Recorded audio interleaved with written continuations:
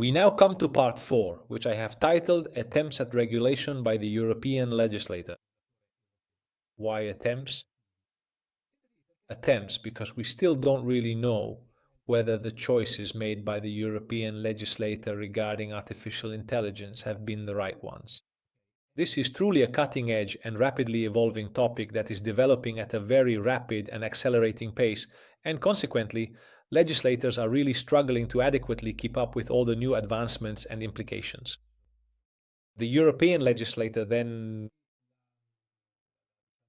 has the ambition to meticulously regulate every single issue, addressing each specific point in great detail, whereas the Anglo-American legal system, in contrast, is a bit more inherently flexible and adaptable, primarily because they readily allow for a much greater degree of interpretive leeway and broader discretion in their application. To judges, to the courts, to create new legal principles, which allows the American system to adapt better to new cutting-edge phenomena like the one we're discussing. The European approach is a bit different, so we end up with rules that have to be written, crystallized, and approved by a parliament, specifically the European Parliament, and these rules need to last as long as possible.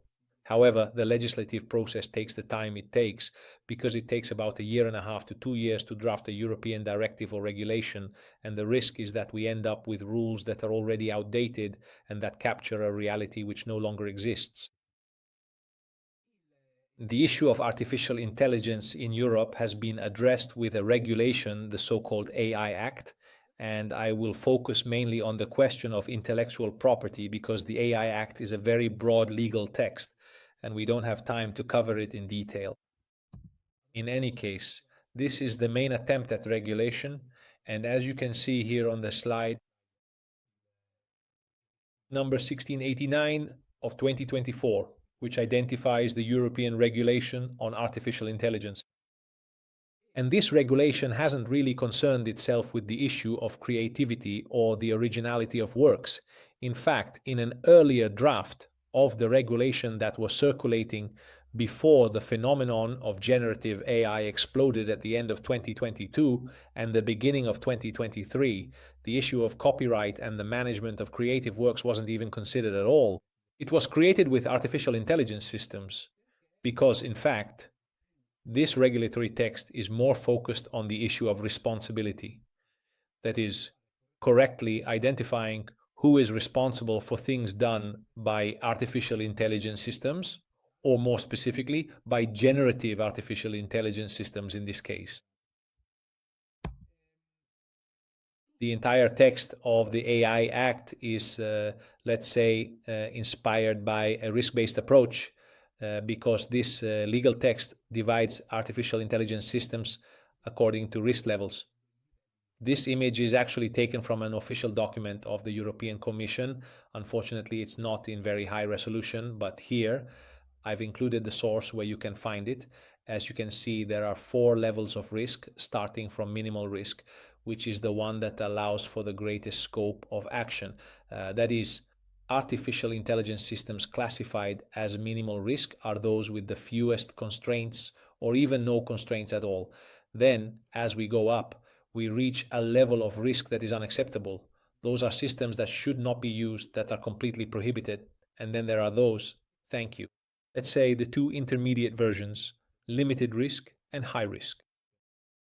The generative artificial intelligence systems that we use to create works are generally classified as limited risk and, as you will see, are subject to certain transparency obligations. As I mentioned earlier, the topic of intellectual property in the text of the EIA Act, it remains a secondary issue. Just think about it. Try taking the text of the European regulation and searching for keywords. You'll see that the word copyright appears only once in the entire text, and it's a very long document, I assure you. On the other hand, the term intellectual property appears only 4 times. That's how it is. The most important legal provision on this topic in the AI Act is Article 53.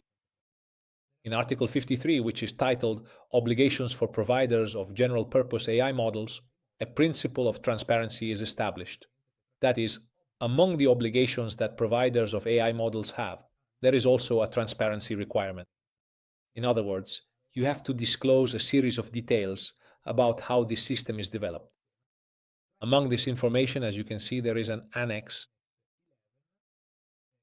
11 in Roman numerals where you also have to declare the data on which you trained your system. And so the data also includes creative works.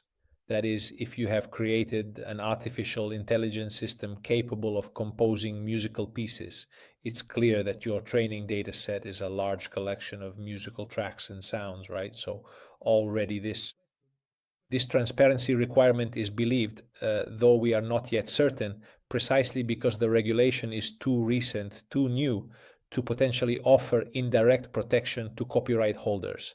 By obliging providers to disclose which data they used for training, it becomes easier to expose them if they have used creative works that are under copyright without having obtained the proper licenses and authorizations.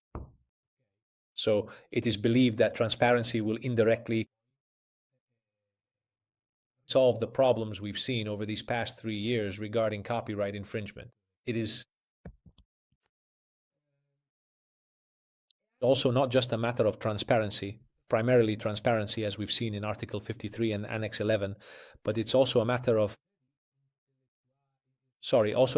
intellectual honesty, because often those who use artificial intelligence systems have an ethical obligation, since they belong to a profession, for example, journalists, lawyers, notaries, doctors, which requires them to declare how they used, which artificial intelligence systems they used, and in what way they used them.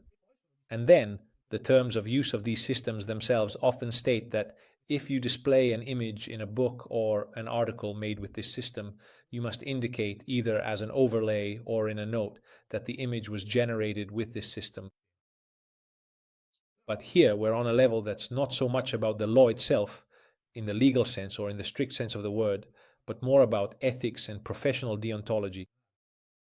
And there we're on even more slippery ground.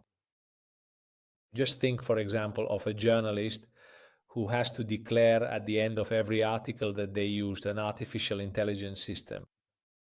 It might seem like it diminishes the importance of their work as an article author, even though we know that's not true, but there is a bias against these systems, so seeing that a journalist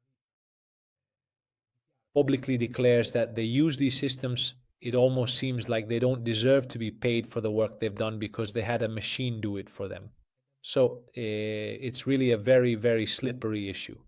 Then we get into the realm of ethics, and there too, the mechanisms of control and enforcement are different. Thank you, and let's move on to the fifth and final part of our training journey.